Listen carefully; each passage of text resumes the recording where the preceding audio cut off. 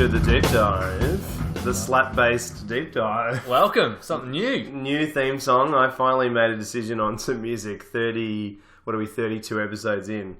So we went back and forth in the off season trying to pick what we would do as a theme song, and we just couldn't decide. So in the end, I just thought, let's just put the sound of the MCG on there, which was just a publicly available MP3. And then I thought, let's throw this on. Yeah, let's add a bit of spice now. We're getting into halfway through the season. Exactly. Why not throw some spice in? So welcome to the dive. I'm Trent. You are Mr. I'm Mr. Smith. Mr. Smith. And how are you, mate? Doing very well. We're going to bang into round 13, so shorter round, so probably won't be as long an episode as we sometimes do, but you just never know with us. There's 6 teams that have the bye, so Brisbane, GWS, Collingwood, Melbourne, Essendon and North Melbourne.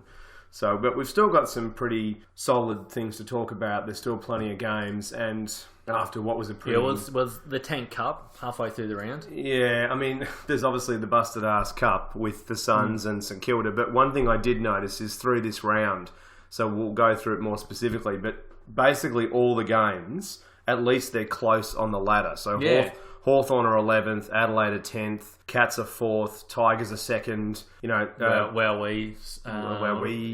Swannies and Eagles, 3 and 1. So that's the thing. So at least there's some. At least the busted ass teams are playing the busted ass teams, and then the decent teams are playing what seems to be the decent teams. So at least there's that. So massive shout out as well to our mates at Hops to Home before we get straight into round 13. So craft beer delivery service. So we've got ourselves a glass at the moment of 3 Ravens IPA, which is really nice. It's quite juicy. Very juicy, very classic West Coast style as well. 3 Ravens is from... They're definitely Victorian. I forget exactly where. Somewhere, I think in the north. I think Brunswick, somewhere. Something like that. Hipster style. But no, really, really nice brewery. And Hops to Home is a really, really good service. So you sign up to them and they deliver to you each month. So you can choose different pack sizes just on their website, hopstohome.com.au. And they curate different packs to you. So IPAs, pale ales, and there's some really... This one's quite a nice mix. So I'll post a photo up soon of the cans we got in this one because there's some really cool ones. So there's a coffee porter, which is really interesting collaboration from Conspirators and Padre, and then there's also a couple of IPAs, pales. So you get a really nice little selection. And you just say. Yeah, we got in there. We got a Hunter Valley in there as well. So nice, range, and it's so hard to follow, all the craft beers out there. It's such an exploding scene. So these guys do a really good job of, curating a bunch of different stuff that they reckon is really solid. And you can just not have to think about it. Don't think. If you can bring a case into the house, you click with a button, you're done. Done. So thanks to those guys. Yeah, thanks to those guys. Definitely check them out. And you also, if you sign up, you get a $25 discount for your first pack under the promo code AFL Deep Dive. So that definitely makes it even more worth checking out. Absolutely. Let's start at the top as we do. Okay. Thursday night, footy is back. Thursday is back. So we've got, I think, 5 Thursday night games in a row now. So quite a nice chunk. Port Adelaide versus the Western Bulldogs at Adelaide Oval, 7:50. So this Thursday night, so only in a couple of days now. So we're recording this on Tuesday evening. Interesting game. So as we said, 8 versus 14th. Port just came off a win. Yeah, very good win against the Tigs, and Dogs have lost their last 3. So Dogs are definitely starting to slide a bit after that, recouped form. They, didn't start the season too well, got pantsed by the Giants and had some pretty average games early on, and then they started to kind of string a little bit together, but now 3 losses in a row, not ideal, and probably not hitting Port at a very good time either. No, they've got a fairly tough few weeks ahead of it, and so they'll want to probably win this to give themselves take a little bit of pressure off, because after here they play some teams that are looking finals bound, with North Melbourne, Geelong and Hawthorn to follow from the Port Adelaide game. So they've got a tough month ahead of them. Yeah, and it's look, when you hit good sides, and I think we both rate Port, we think they're at the top of that middle rung, or maybe pushing at the lower end of the top rung. And the fact that they've beaten Adelaide, Sydney, North Melbourne, and they beat Sydney away too. Yeah, so the worry would be for other teams is if they make the finals, they know that they can compete against the top teams. Their challenge now is to beat the teams like the Doggies, who are on paper and form-wise aren't playing as well. They've got to beat them. just to get to the finals. Yeah, that's it. And then the other thing too is the bye curse as well. So dogs will be coming off the bye. So, teams, statistically just aren't winning that well after the bye. Yeah, exactly. And Port had the game. So the other thing too is that day's break, it's not actually too bad because Port Adelaide played on the Friday night and then they're back on the Thursday, but it's not like they had a game on the Saturday or something, and it's a really short break. So I'm going to go with Port for this game. Yeah, I'm going with Port. They started to look very good on the last weekend, and starting to gel a little bit better. Those 3 new players that they brought in are starting to understand the system a little bit better. Yeah, and obviously the structure is much better. Yeah, and obviously Wingard can play the whole game in the midfield now, which allows a lot more freedom and flexibility for Rockcliffe to go forward or back. He doesn't have to stay in the midfield. I don't think he's quite up to match fitness to run out a game in the midfield at the moment. No, probably not yet. But you're right. I think, And the Dogs, well, they haven't really proven themselves for too many weeks in a row to suggest that they could get up, and they're missing so much personnel. I can't see the Dogs getting very close at all. No, I think it's going to be hard. So, I mean, look, we talked about it in the review. Port's, they were good. They weren't convincing. They only actually won 1 quarter out of the 4. So this is the thing. We didn't get enough time we actually went about 22 minutes into the Richmond Port game, but there are still other elements out of it. I mean, only winning that 1 quarter, they were kind of nervous winners a little bit in the end. They, holding onto that lead was quite difficult, and they nearly lost it. I mean, so for me, I wasn't that convinced, but at the same time, I think they're going to be good enough, and especially at home, like with that home crowd, they're a 2 or 3 goal side better, and it's going to be tough. I'd imagine. Absolutely, and we can't read too much into the Dogs' wins. It was Brisbane, Carlton, and Gold Coast. They're their wins. And they weren't convincing wins either. No, and the Gold Coast one especially. The Gold Coast should have won that game. So, but yeah, look, I think there's not too many chances, I think, for the Dogs out of this. I mean, obviously, if they're really, really on, so Dale Morris is going to come out, which obviously doesn't help their cause. So he's going to go in for surgery. So he just keeps going. He's the Terminator, Dale Morris.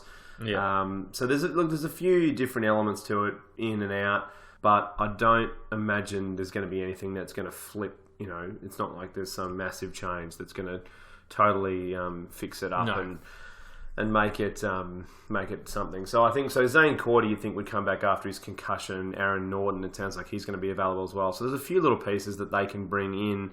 I think Bevo's still trying to figure out what's going to work in this side, and I think what's he going to do for the next few years to come? Because I would say most deep down, if they all looking inside, they're not playing finals. I don't think too many. I think pretty unlikely. Well, I mean, from here they've got to win a massive chunk of the rest of the games. You're looking at, that's the thing, mathematically they are getting towards that sort of territory.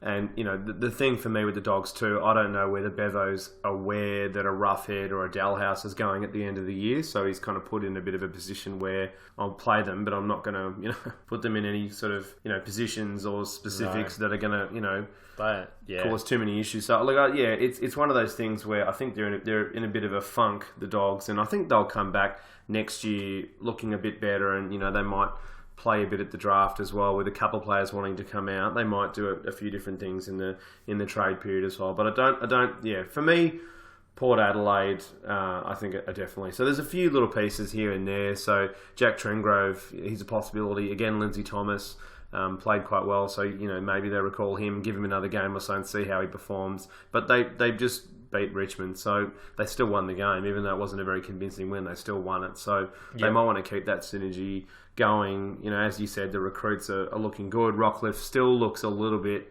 injured. I don't know what the issue still is. I don't know whether he's injured or whether he's just like I said, not match fit. But there's a bit of funk about him as well. But look, I think for me, Port Adelaide, I'd say Port by probably 25-30 points. Yeah, I reckon it'll be like that. I think the first quarter and a bit might be competitive from the Dogs, or they'll show you a quarter here, a quarter there. They don't have the arsenal to go with Port. Not at the moment, and especially at home. So it'd be a pretty big letdown if they were to drop this game. So it's going to be 15 degrees in and around when they hit the match, and there's a massive chance of rain too. So it might be a bit of a wetter evening. we've seen, from last week that the Adelaide Oval drains quite well. Really well, yeah. So that might not mean it's too wet, but at the same time, it'll be interesting to see what the Dogs do. The Dogs played really poorly, I thought, in the wet against Adelaide. They just didn't play meterage, and for sections of the game, we're still playing as though it was a dry game, and that pretty much cost them the match. Yep. So, because we've learnt now that Adelaide are potentially not as good as we thought they were. So, I think it'll be interesting to see how the Dogs play if it is to be wet, given they you'd hope would have learnt lessons from that prior game, but I still reckon they're not going to pick it up, to the point. This would be a massive upset if the Dogs had a win and take this away from Port. Oh, it'd be massive upset, and keeps their very slim finals hope alive. I looked right through the rest of the year. I reckon they've got one of the hardest runs home. The Dogs, they play all top 8 basically all the top 8 teams, and they play Port Adelaide twice and North Melbourne twice. Yeah, I think fixturally they're still suffering the win in 16 to a degree, because the AFL's wanting to capitalise on that boost in members and all and everything around it with the Dogs. So, but Port Adelaide for me, and I think easily. If Port Adelaide don't win comfortably, like by 4, 5, 6 goals, I'll be surprised. Well, it certainly throws this. I mean, look, the thing that was clear after the end of last round is that Richmond and West Coast are, there was this kind of belief that Richmond, West Coast, and the Dees were the 3 best sides in the game. That's not the case. No. Collingwood just beat the Dees and beat them comprehensively across the ground. So I think you can mount an argument that it's West Coast in front, and then the next pack. I don't think there's a hell of a lot that separates Collingwood. I think Richmond may be slightly ahead, but not by too much. I think they're only a little bracket ahead. I think the ladder, when you get to this stage of the year, just doesn't lie. There's really very few lies in this at the moment. I think the only real thread out of it is that I think GWS are going to get some players back in the second half of the year, and that may really shape things. And Adelaide are kind of in that position as well. But yeah, we'll talk about that once we get to their games. But yeah, Port for both of us out of that game. Friday night, SCG, massive game, City Swans versus the West Coast Eagles. So this is a huge game. We earmarked this a while ago as a game we're looking forward to. So this is going to be great. Yep, so it's really starting to feel that 05-06 rivalry is back, and Sydney weather has come to the fore. It's going to be 18 and sunny on Friday, so you would expect beautiful conditions come Friday night. So if you are in Sydney or heading up to Sydney and you're a fan of AFL footy, definitely get to this game, even if you're not a supporter of either of these teams, because it'll be a belter of a game, I reckon. Two of the best forwards of the modern era at each end, with Franklin and Kennedy. Yeah. And then obviously 2 dynamic midfielders that are just on the top of their game. And quality small forwards as well. Like you've got Rioli on one end, and then you've got sack them all. Just let the 2 big boys go Heaney head to head and stuff. No, jacket. But the SCG is a fantastic ground to watch footy anyway. It really is. It's beautiful. We both lived in Sydney for a bit, and it's fantastic. So massive game. We'll certainly go into this one pretty heavily. I'm going to go with Sydney for this game. I just think Sydney are on the way up. I was really, really impressed with them against St Kilda. They belted them and went about as hard as they needed to. They had a really soft game. They played at Etihad as well, in and out. They got out of there pretty easily. No damage at all. It was pretty bruise free for the whole game, and I think West Coast are due a bit of a slump. Yeah, I tend to agree with that sentiment. I was about to say, as good as they are, they're a better side, but I think they'll lose this game. Yeah, no, not that. I was being hypothetical with my question, in the fact that I don't think they're as good a team to win 13, 12, 14 games straight. I think they lose this and then do patches of 6 and 7 wins in a row come the end of the season. Well, the other thing for me is... It's just too difficult the way modern AFL football is played to continually win massive patches. And they've already, 10, 11 games in a row now. So, yeah, I think that it's just the timing, and Sydney are playing extremely good football. They look amazing. They're very healthy as well. And they've remembered how to win at home. Well, that's it. And they've won away consistently, but they're starting to win at home too. The other factor for me, and I know this is not guaranteed or anything like that, I'm not saying that, but I still think it's a factor, is West Coast had the bye. So, again... Teams that come after the bye, as I just said a minute ago, and then having to travel across country as well. Exactly. So they've got a fair flight. So I think Sydney will have marked this as a game to really make a statement in season 2018. If they win this by 20, 25 points, then all the discussion's going to be Sydney and West Coast are the top two sides, really, with Richmond in and around that kind of mix slightly there. And then after that next pack is very close in New Collingwoods and Melbourne's and even North if they're on, and then obviously Geelong as well. So, and then Port too. So there's a lot. This is the thing, talk about the state of the game. I think we won't kind of go into it now, but as a very brief thing, I think the big thing for me is there are some very good sides and then there are some very bad sides. And when the bad sides, and there's the gap in the middle is relatively wide. I think there's about 10, 8 to 10 pretty good sides, generally speaking. And then obviously there's different levels within there. But I think when you get a really quality side like a Sydney, as we saw last week, against a bottom team like St Kilda, who are clearly a bottom team, they've only won one game, they're not going to make finals from here. They're not even remotely close. No. They have to win basically every game from here in order to get anywhere near the top 4, let alone 8. So for me, I think, look, you're going to have your bad games here and there, but we might record an episode, I think, in the next couple of weeks, chatting in and around that, because I don't think it's as dire as some people say it is. But then at the same time, the overall state of the game? Overall state of the game. Position in the AFL? No. That is in dire straits. That is in dire straits. But I think to get to get all 18 clubs up and about, all looking very good, is almost impossible. It doesn't happen. Name me a massive international professional sport where all the teams are remotely close. It doesn't happen. Well, you look at the NBA at the moment, so there's a lot of the talk in the NBA is just how good this era is. And it is. It's fantastic. There's some generational players in this era.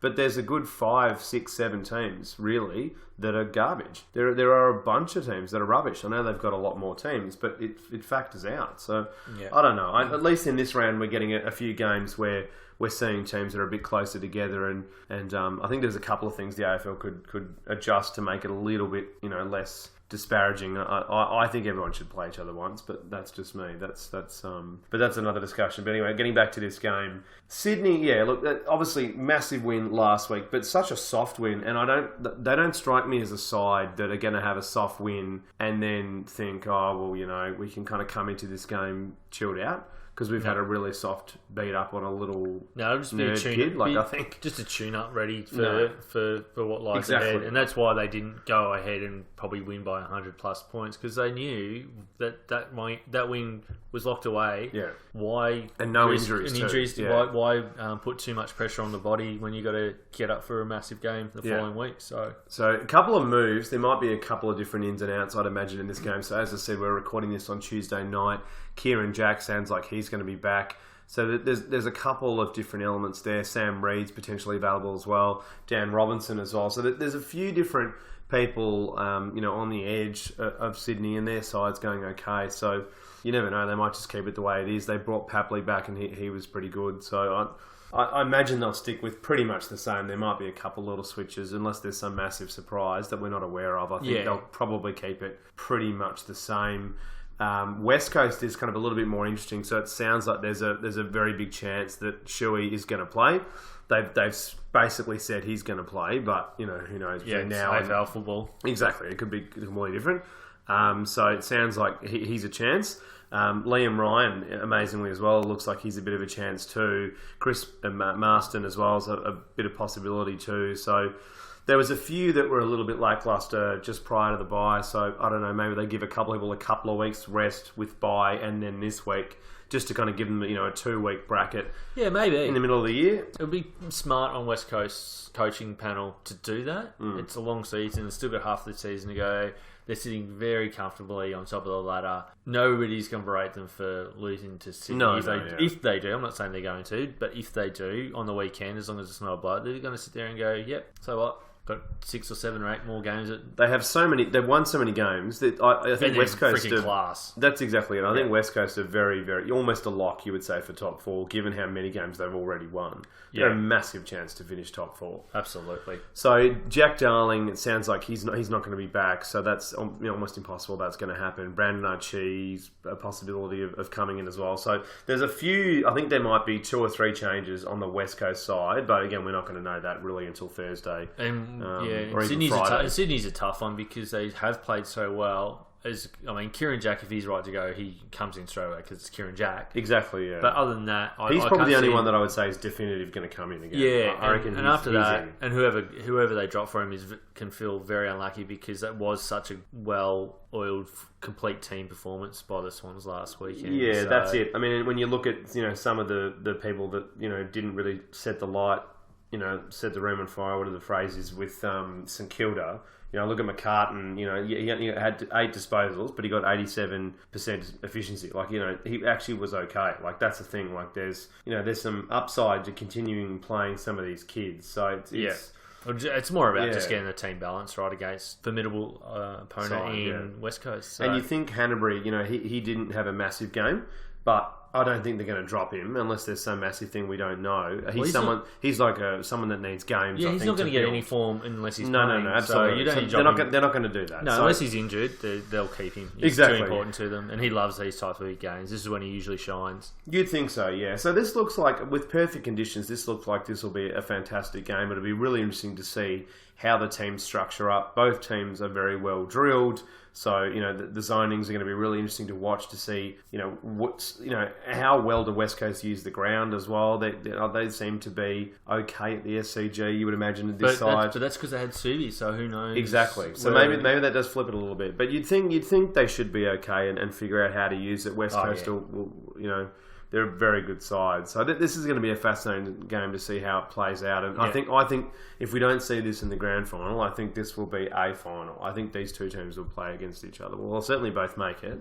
And it'd be great to see a massive final or a replay of 05, 06 would be pretty good because I really love watching both teams and they both the teams are playing very different football to what they did in those eras and West Coast play really attractive football, but then there's so much pressure and really quality defensive tactics that they use without it being just a slog and extremely boring. Yeah, well, that's what I'm looking for. It's not like that at all. Well, that's what I'm looking forward to most in this game is the style and whether both teams have a OK Corral shootout type scenario, who can score the most wins, or whether it's all right, let's just lock it in and have a really defensive mode. But it'll be interesting to see how the coaches go about it, and lots of subplots here that we could go on and on and on and on and on. Yeah, I mean, it's there's so many elements to it. I don't think it's Channel 7 obviously, and Fox are licking their lips because they're actually going to go to the lab. Oh, with David King. Well, the thing is, it's just going to be a big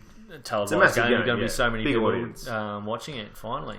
I think, look, offensive styles and defensive styles will be really interesting to see how they play. The game plan will be interesting. I think for me, given how well Sydney did early on against St Kilda, I know St Kilda are obviously much worse opposition than West Coast, but given how much they just piled on scores so quickly, they had that massive first quarter. For me, I think they're going to come out and try and jump West Coast early. I think they'll come out and just try to, rather than lockdown football, I think they'll come out and just try to blare it early if they can, or they might test it for a few minutes and see whether they're vulnerable and it would work. I reckon they'll poke the bear and test it, definitely. Yeah, it's going to be interesting because obviously Nick Natanui, one of the elite ruckmen, come out relatively unknown until this year in Sinclair. So if Nick Nat can give his he's really had his best year, Sinclair. Yeah, if Nick Nat gets on top and gives first use to that brigade of running machines that is the new West Coast midfield, well, Sydney not going to have a chance. They'll have to lock it down. Yeah.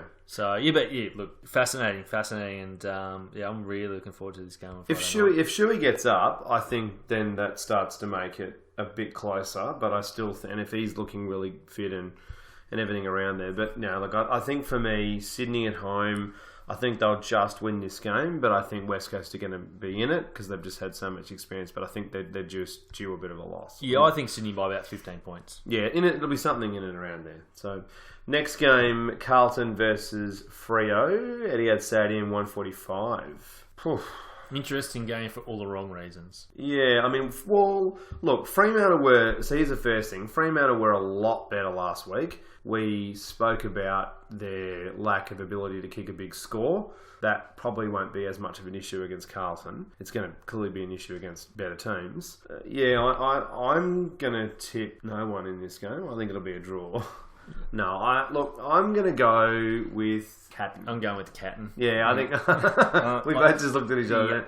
So this is 18th versus 13th, but I don't know why, but I'm going to go with Carlton. I could barely pick Fremantle. Oh, no, in fact, I didn't even think Freo would turn up last week. They were fantastic, though. They were really good. Yeah. But for what's on the park, for what they've got, what without they've got, Fife and Sandlands, let's be fair, they were pretty good. Yeah, see, but they're not playing over there anymore. No, I don't disagree. I'm not saying that's going to happen again. I actually think Carlton will, as a playing group, think this is possibly that one game that we can sneak. We can sneak in another game and get a win on the board. So they'll go into it with a lot of confidence. They play Etihad pretty well. They've had the week off, and I think that's the one team that probably needed the week off. Exactly. Young players, see, that benefits. I think for them that might actually be okay. Yeah. So look, I think I don't know. For me, look, Cox kicked 4 in the another Cox. Yeah. Not Mason Cox. Yeah, Brennan Cox.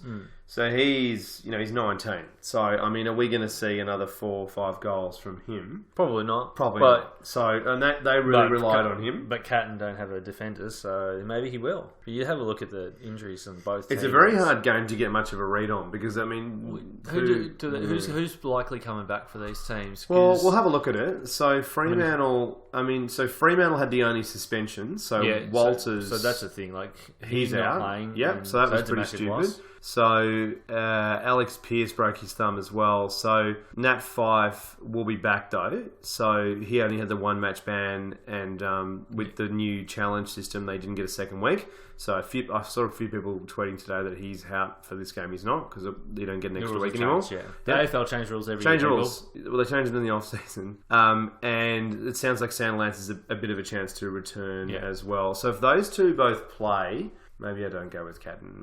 Maybe Nat Fife. But I don't know. I've got a funny feeling that Carlton might sneak this one. They're not going to get many games. They'll probably get belted, but I don't know. You can't see Fremantle doing any belting. That's the thing. They just don't have the scoring power. Well, the thing is, Carlton do have the one thing that can potentially nullify Fife, and it's called a Cripps. Yeah, possibly. So, who knows? And he needed a rest. He really needed the bye. Well, he's been lifting this those shoulders. Yeah, those shoulders needed a break. That's for sure. So, look, I probably will listen to this on the radio as opposed to watching it. I really hope Carlton get up. Just for their supporters more than anything else. The big problem as well is Mark Murphy, I think, is unlikely to play in this game. Apparently he's a bit of a chance, but I think he's still going to be another week or so. But the big Kaz could come back in. Casbolt. The big fella. So, good mark. No goal. Just learn to handle to someone on the run. Got to stop kicking it to the audience. Someone's got to show him those poles. No, you got to kick through those. Yeah, or stand on the side so that when he's kicking, the goals are off to the left hand side. Just so Eddie Betts' corner. Eddie Betts' corner, but just tell him to kick straight, and then the rest will work itself out. So, no, poor guy. Nobody showed him how to kick when he was a kid. Obviously, he's not the only one. He's not the only one in the AFL by the meat. He summarises the Catton sort of style. Matthew Kennedy's a bit of a chance to come back as well.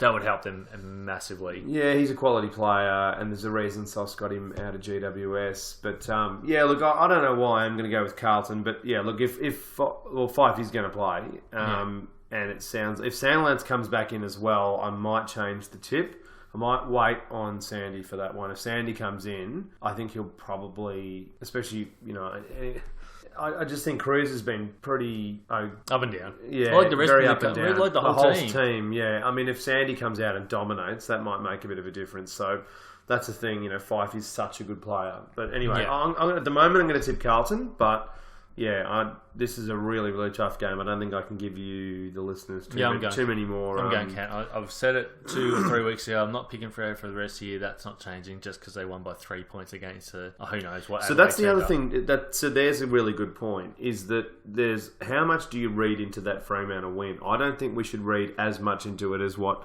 I saw a lot of people over the last day or so talking about. Yet, as we said in the review, we went into it for 10-15 minutes.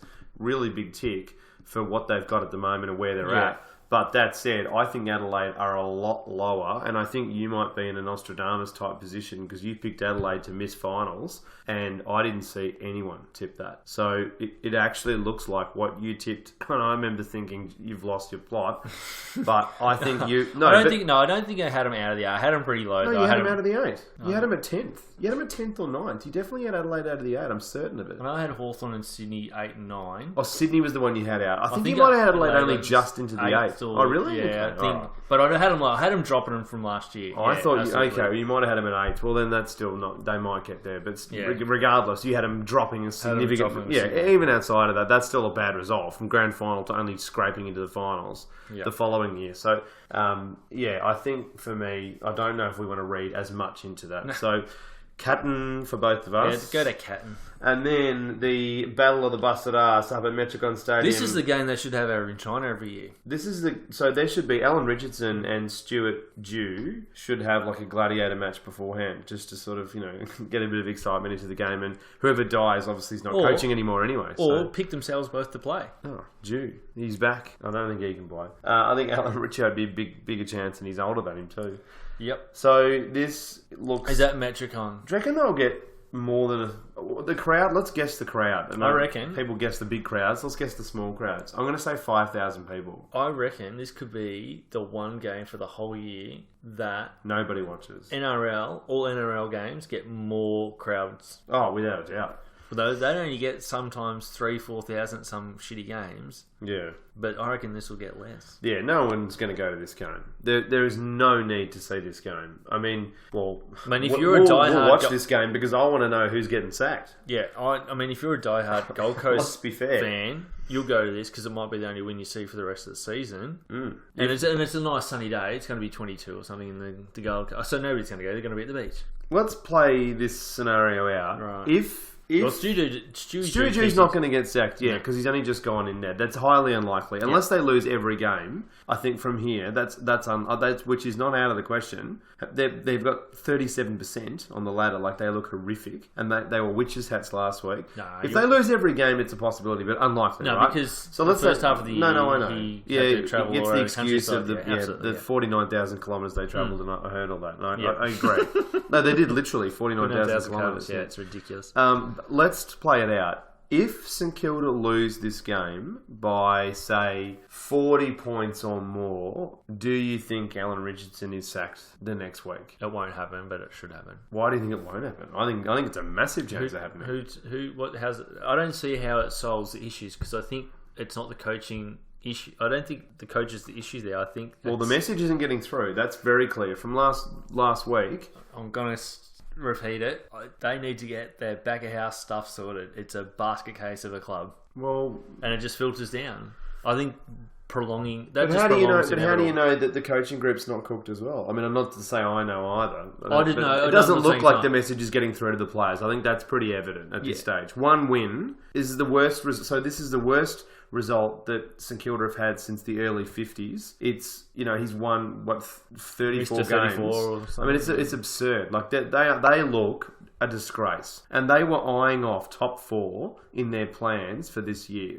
Mate, they're going to make bottom 4. Oh, well, yeah. Anyway, I think if they lose by 40 points or more in this game, I think he'll lose his job. You reckon they're going to lose by 40 points, though? No. So they get Jake back. But I said if they did. Yeah, so Carlisle back. Yep, Carlisle's back. And maybe...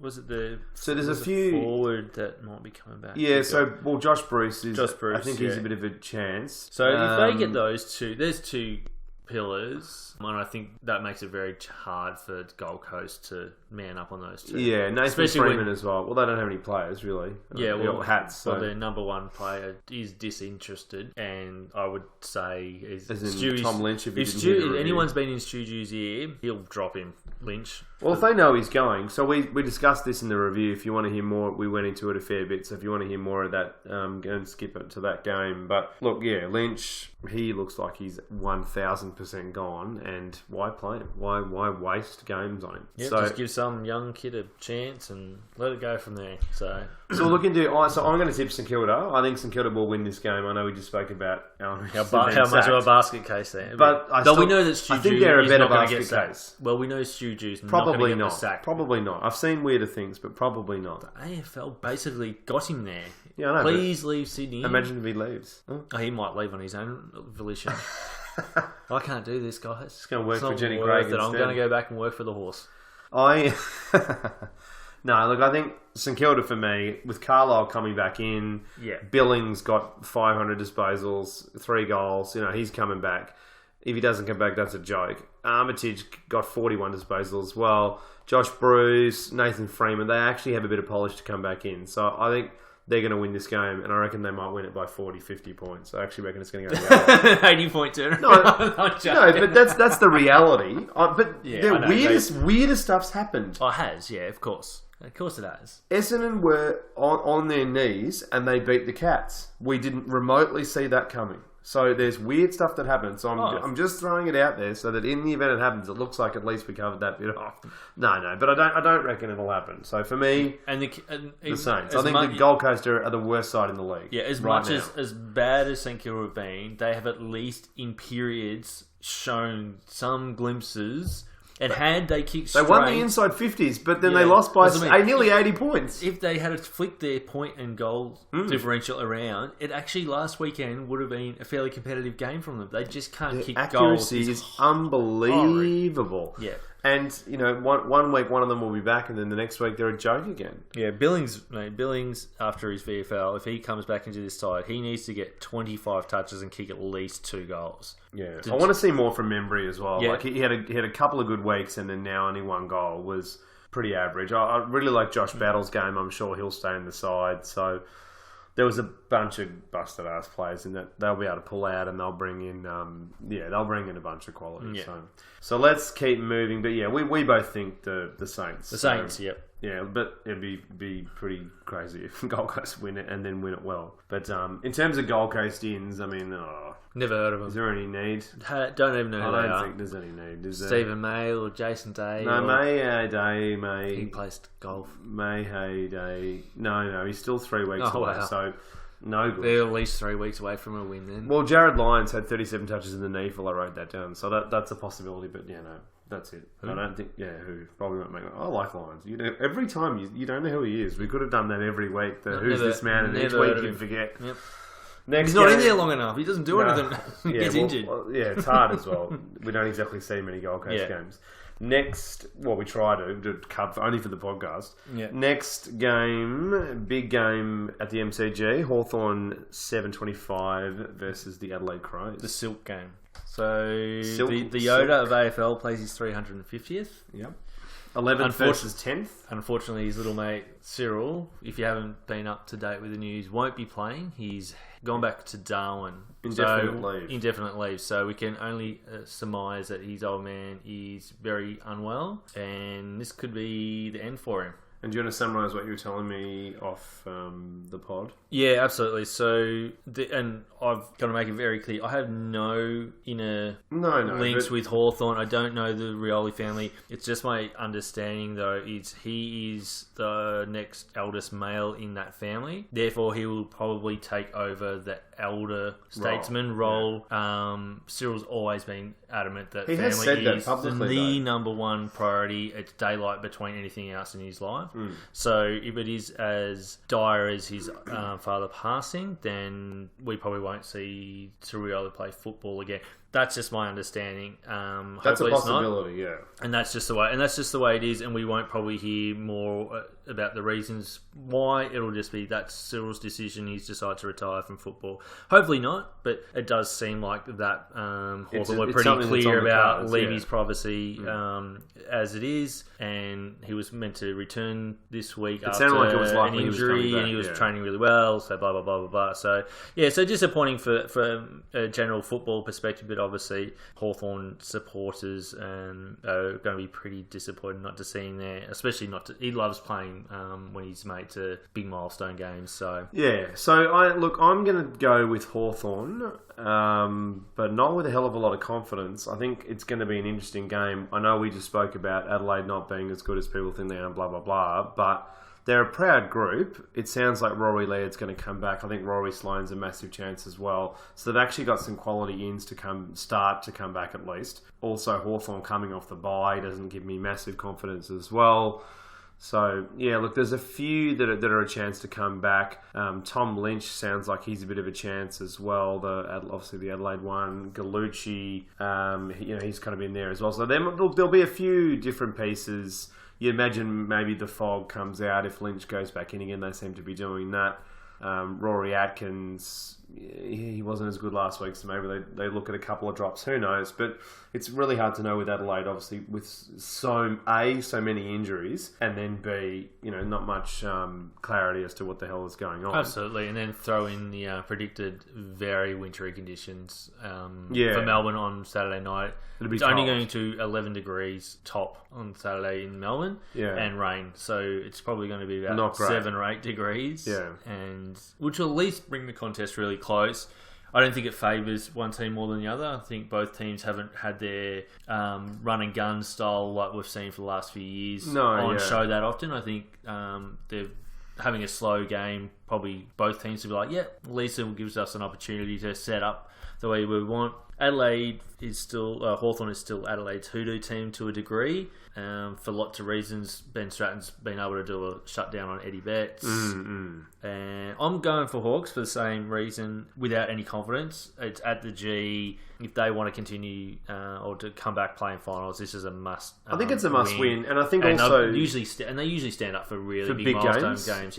And he's been such a servant, but he's been such a servant at the club. He's an all-time. He will go down as a Hawthorn great, and he already was a great player at Port. So it's amazing that he's actually played almost twice the amount of games at Hawthorn now. Because he played 155, 157 at Port Adelaide, and he's on to his 350th. And he was saying in an interview that Clarko asks him like 2 or 3 questions. He's like, says, mate, if you're getting a kick and doing your bit for the team, you've got a spot. Yeah, well, he's a bit different to, Sam Mitchell that was starting to lose pace and they had other options to come in. Yeah, he can still play Lewis, everywhere. I think they would have liked to have kept Lewis, but in the end, that kind of went the way it went.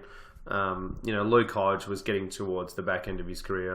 And just not the same amount of flexibility. He also said he was retiring, so to be fair, but also they had a few with the pieces coming in. It made it difficult financially as well. So there's all these other kind of elements to it. So.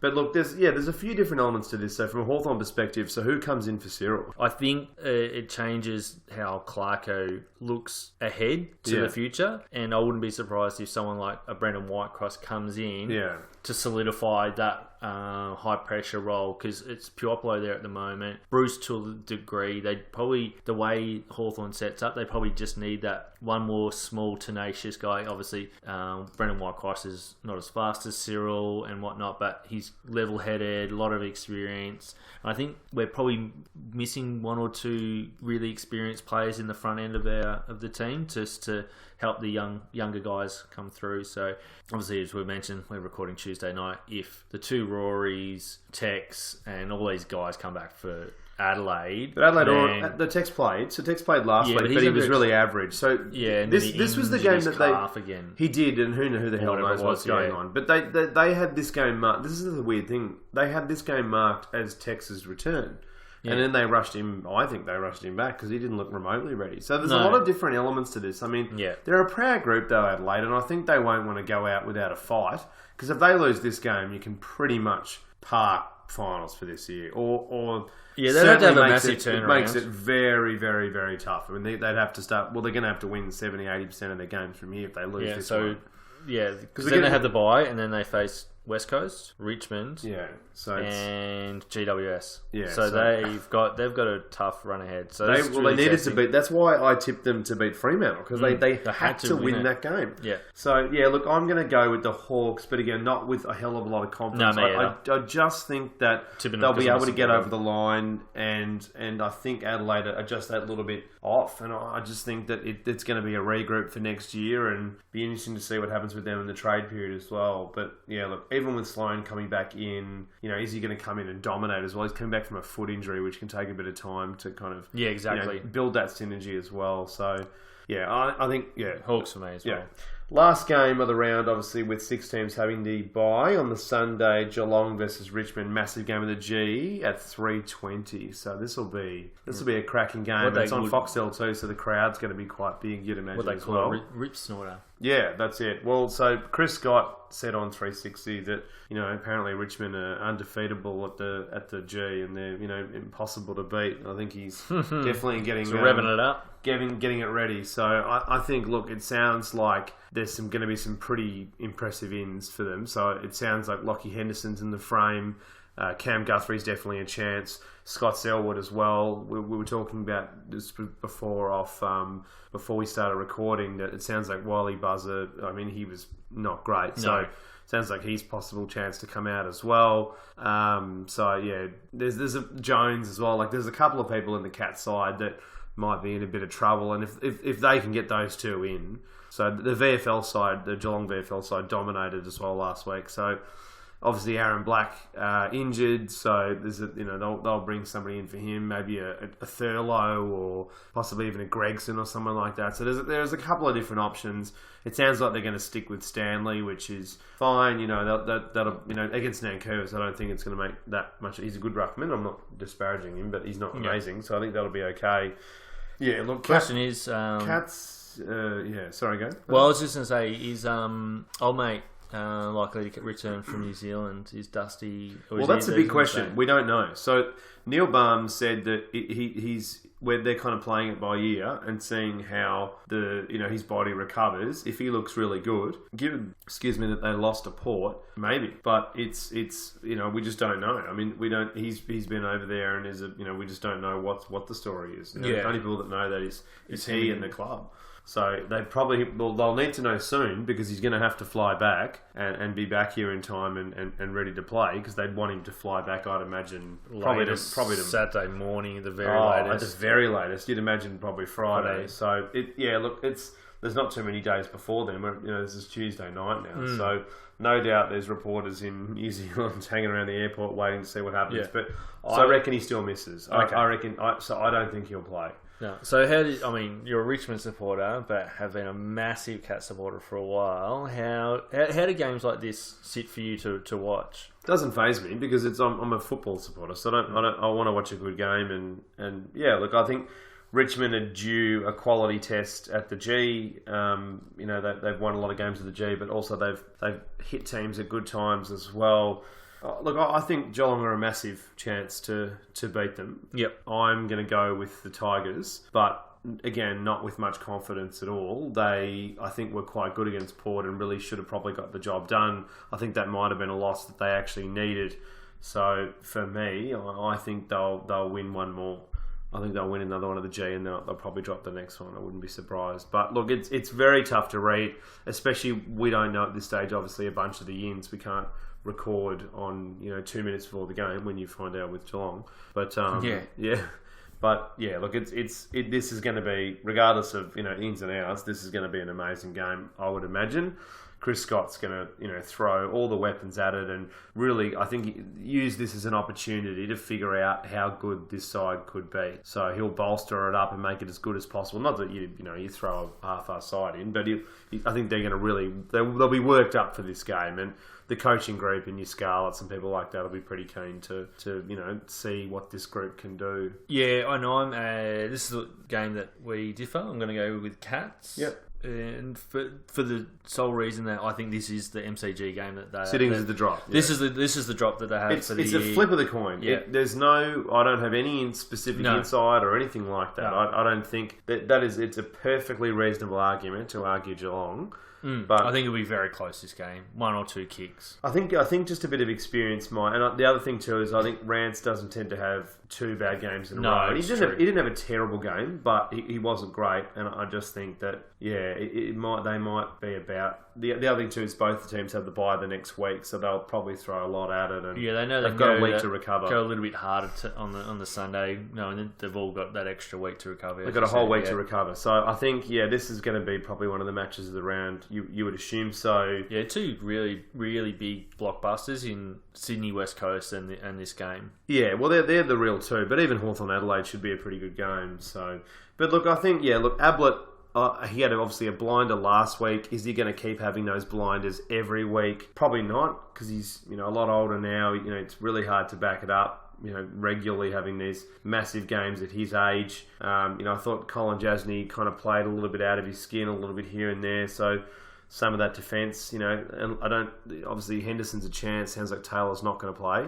That's definitely out. But even if Henderson comes in, He's been out for a while. Is this defence going to be able to hold down all these forwards? So and does he fit straight in? We saw with Michael Hurley at Essendon. He wasn't there for a while, and they played some really good football. And the first game back, he didn't slot into it. Didn't slot. So it the takes game's a little while. too fast now. It just takes time. Like you see, even quality players. Even that's why another reason why I went with Carlton over Freo, because even a quality player like Fife, who's right up there in the top echelon of the game, I still think even he's going to struggle a bit. But look, Geelong have got, look at their lines. Like, Blixarv's held Ben Brown goalless. Like, he's fantastic. So, maybe he goes to a rewind and takes him out of the game. What a revelation he's been down Well, back. fans and people have been saying this for ages, that's the position they should play him in. But anyway, they had the problem was in the past they had Mackies and Kelly and different people there, as in the other which will Kelly. be the same thing now when Henderson and Harry Taylor come back. They're not going to take him out of the back half. No, It'll just mean Harry Taylor probably goes forward. I think the main thing for me with Geelong is offensively. I don't think Hawkins doesn't seem to tend to back it up. He kicked a bit last week. Can't get Menzel back quick enough, really. No, so Menzel would be great to get him in, but he's definitely not going to be in. No, Parfit, he was good, but look, Kelly was a little bit down. I just think they're going to struggle to cover off all the elements of Richmond. But again, you can mount the argument the other way. Yep. So it's going to be good, interesting match. Yeah, you'd think Blixarv goes to Rewalt, but who knows? Like the coaches have such wacky ways of trying to do things nowadays. I'm honestly not sure, but it'll be interesting to see. Obviously, again, like the Sydney West Coast game, as we said, how they structure up defensively and offensively, and how their zones work, and which styles work and which styles don't, and the G's are big round, so they can kind of do a few different things, and the Cats seem to adjust there pretty well. Well, I was going to say, it's not massive advantage. Cats have played a lot of football at the MCG, exactly. It's not they away love it. No, definitely not. So I thought it's a very, very tough game. It's a tough round. So let's go back through our tips. So on Thursday night, Port Adelaide versus Western Bulldogs, we've both gone with Port. Yep. On the Friday night, Sydney versus West Coast, we've both gone with Sydney. Yep.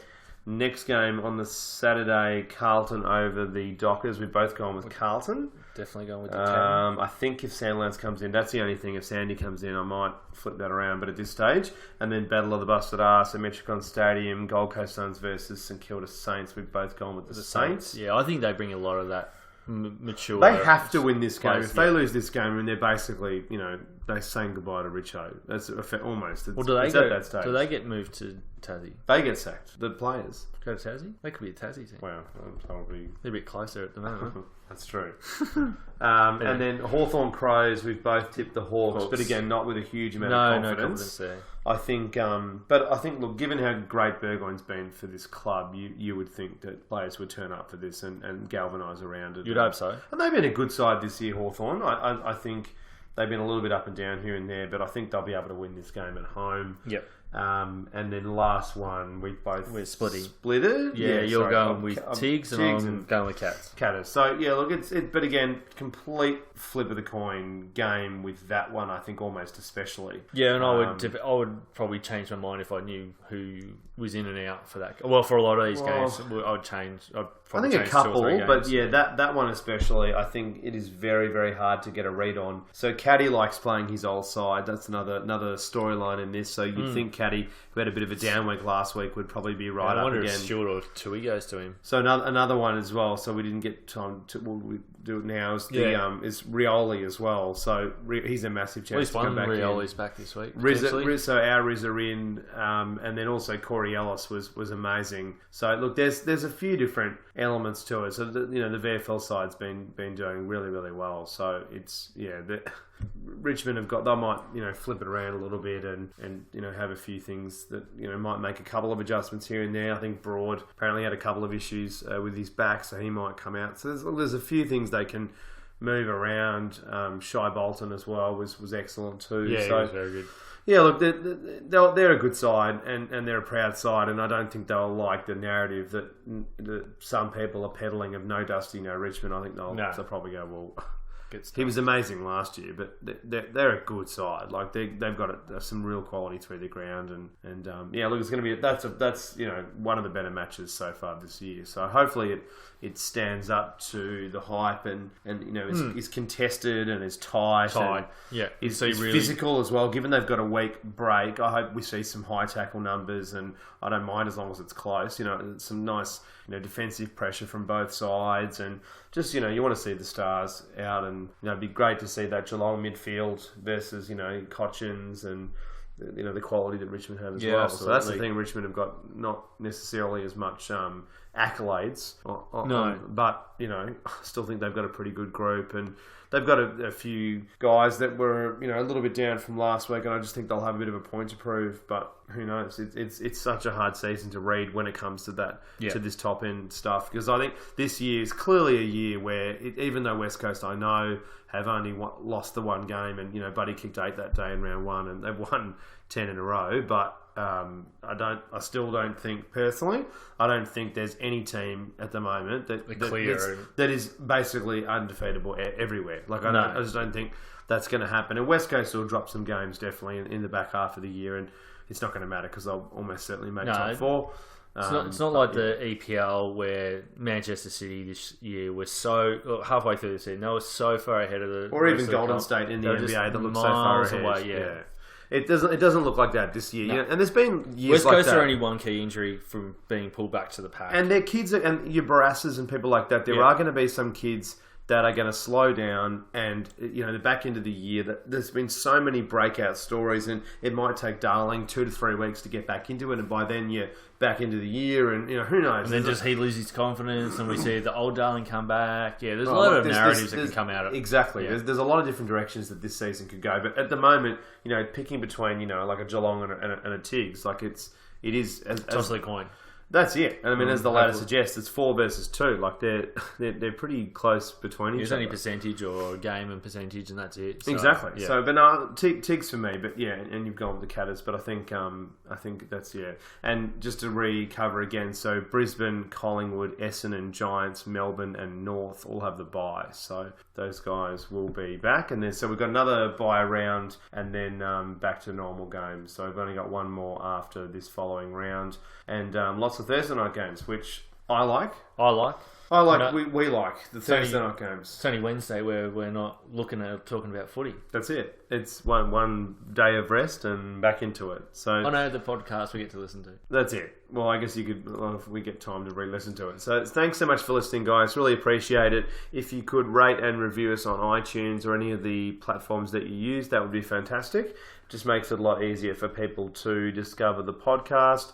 You can email us at AFL Deep Dive on any of the social media platforms, and afldeepdive@gmail.com as well. Hit us up, get some conversation going. Ask us questions, let us know what you want to hear more of. Abuse us, don't mind, we can cope with it. Enjoy we'll just block you. The football. Check out hopstone.com.au. See you later. And enjoy the weekend of footy. There's some good games, exactly. Good games. Cheers, guys. Bye.